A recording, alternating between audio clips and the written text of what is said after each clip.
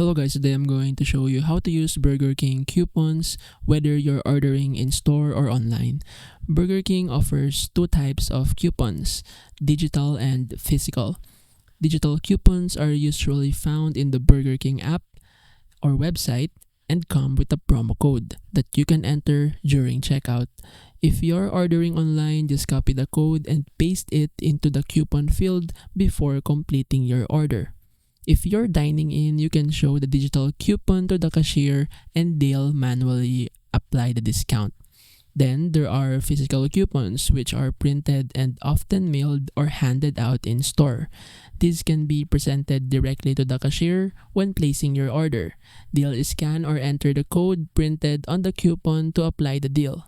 If you're using the Burger King app, open it and look for the section labeled Offers or Redeem a Coupon.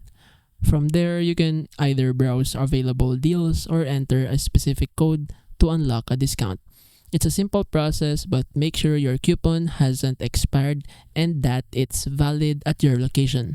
Some offers are region specific or limited to certain menu items. So basically, that's it.